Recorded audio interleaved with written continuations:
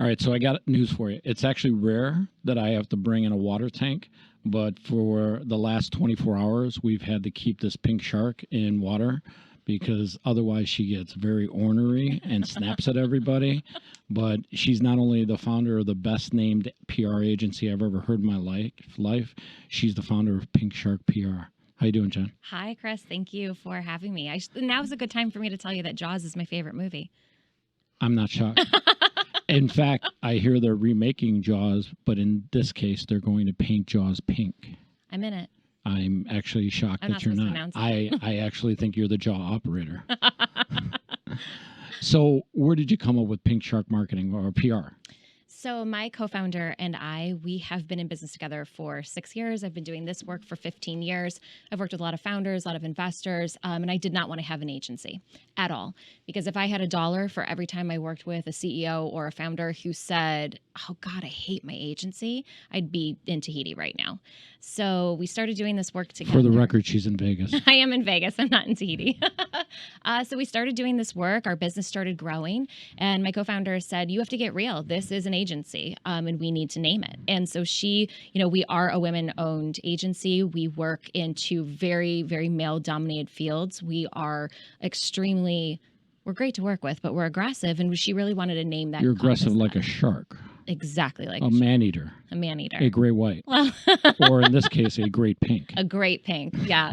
So she was at the airport. She was sitting next to a guy who was wearing a pink shirt, and he had great whites on it. And she just went, oh my God, we're Pink Shark PR. And from that day forward, that's who we were.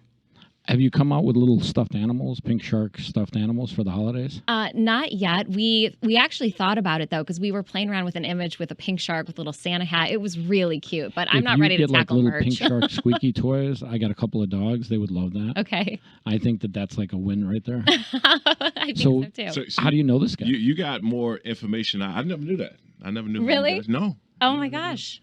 Hi, nice to meet you. I didn't know how they came up with the name, but one thing I can help out with is the branding. So whenever you guys get ready to Perfect. Oh, yes. I'll be honest with you. When I first was introduced to her and it said Pink Shark PR, I was like, fuck it. That's it. Yeah. She won PR names right down there. Thank you. There's not another PR company that can keep up with you guys. I really appreciate that. And it fits. I think you're like a shark. I think you're like shark for real. Thank you. Thank you. We're definitely one track minded for sure. So talk a little bit about earned marketing versus earned media. Paid media. So earned media is extremely valuable because that is where the credibility and the trust comes from. So a lot of times you'll see in Forbes, you'll see in Fortune, sponsored posts, et cetera, et cetera. And a lot of founders think that is the same as earned media. It's not. If you pay for it, it's advertising. And advertising has its role for sure. But when we're talking about building credibility, building trust, and that's for funders and founders, when we're talking about taking an institution, or we're talking about taking an industry mainstream, an industry that is challenging legacy institutions, like when we're talking about crypto, when we're talking about banking, when we're talking about fintech, it is so important that not only are you reaching the right audience. Shout out to all the scumbag bankers in the world. Yeah, I'll go ahead and salute that.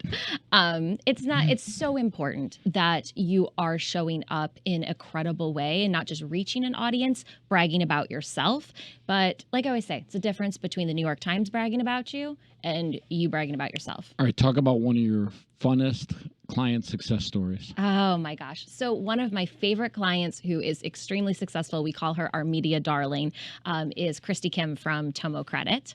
So Christy is a South Korean immigrant woman. She moved here when she was 11 by herself. She had her own vision for her American dream. And as an immigrant, she could not get, she didn't have credit because FICO is very, FICO serves one demographic. So she really struggled to get an auto loan. She struggled to get an apartment. She struggled to just have the basic living. Jesus Christ, she sounds like me. So she founded Tomo Credit, which is a non-FICO dependent credit card that allows immigrants and underserved communities to get access to the credit they need so that they don't fall prey to predatory Christy, lending. I'll be applying for one right now. Can I get approved for tonight's dinner? I guess I think she's it'll be like 19 grand. she's fantastic. She's fantastic. You can tomocredit.com. You can I'm go there. right on there. Tomocredit.com. Yeah. By the way, they're not a paid sponsor yet. No, they are not a paid sponsor, but I'm very, very proud of her. I'm proud of her company. The press that we've been able to secure around her account is incredible. So she's been everywhere. She had a beautiful, just recently, she had a beautiful profile in Inc., Axios. She's been in TechCrunch several times. She's been featured. Hey, how about we everywhere. get this guy some press? we got stuff planned. We got stuff stuff. planned? We got stuff. We got stuff. There's a guy coming to dinner tonight, Darren Marble. You met Darren, right? On the No. call the other day. Oh, he's running a TV show called Going Public. It's in season 2. Mm-hmm. You guys should talk to Darren. All right, we'll talk I think to Darren. I think your business acumen, companies that go public either through Reg A Plus or regular public offerings. That's all they do is showcase those companies as they ride up. I think I'm going to make a prediction right now. Zero doubt in my mind. One day you're going public with one of your projects.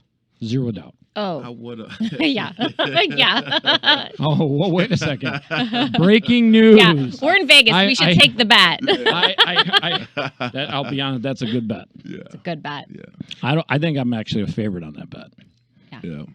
Well, you know the thing about it is, and you know why it's great working with Jenny and Pink Shark is just the visibility you get in being authentic, right? When something's authentic and it comes across, the readers know, people know. You know, you see stuff flashing up there, and you see like a contributor, whatever, like that dude paid for that, or that company paid for that, and it's not authentic. And I think the readers know that. But when you're talking to a reporter, you're talking to a publication, and they get to know you, and they write about you, or they write about your company, Or they talk to your kid on FaceTime. or they talk. Yeah, That's authentic. like, yeah, they don't get more authentic than that. No. I'll be honest with you. If my age 12 and up YouTube audience doesn't grow when that kid gets the video out there, I'll be shocked. Yeah, no, he loves it. But that's why I know everything, because I'm my 12-year-old son, so I'm up on everything that's going on. But What are some of the things you've learned from him, by the way? it's they know more than we did. Like the stuff that he knows, he sits around and like look at stocks. And I mean, at 12 years old, stocks. Like how I like, what are you talking about? And he's sitting there, he has his phone open, he's showing me things and different whatever's up to date. We just didn't know that at 12 years old, and so he just keeps me in tune. I was like, hey, Jeff, what is this? Like we playing the other day Madden on the Xbox and stuff, and I bought it just for him and all the gaming. So every game. Are you actually in that game? No, but I need to be. They haven't added me to the Ultimate Team. Yeah. Oh, they didn't? Not yet. Do you get like the older version of the game where you're in it and you play with your son? Yeah. And then when he like throws a touchdown pass against you, does he just like dance on your grave? Oh yeah, he does. Yeah. Well, they have my sack dance on the game. Oh my god! Oh my God! I didn't know that. Yeah, my sack I'll be dance. honest with you. If your son makes it to the league one day, which he probably will, if he doesn't come out with the sack dance when he throws touchdowns, I'll be sorely disappointed. We're polar opposite. He's more Tom Brady than he is me. Shout out to Tom Brady. We'll have dinner with you in Miami soon. So, Jenny, you're coming to dinner tonight, right? Absolutely. I never miss dinner. That is true. I mean, dinner's one of those meals you shouldn't miss.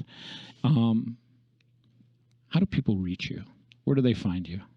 The best way to reach us is pinksharkpr.com. There you go. pinksharkpr.com. Easy. Are you coming out with the squeaky toys for the little dogs? After this, I'm going to talk to my co-founder about merch, I'll be honest with you. and I'll talk. Shawne is the branding genius. So If I don't see Pink Shark squeaky toys, I'm just going to take the idea and run with it right now. By the way, you can buy your pre-buy your Pink Shark squeaky toys for the holidays right now on my website. Shawne, help. Yeah, there you go. Hey, We got it. I couldn't be happier to have both of you. Appreciate it. How lucky Thank am you. I, huh? Thanks for having us on. Thank you. We really appreciate it. All right. We're the lucky ones. We'll see you at dinner. Thank you. All right.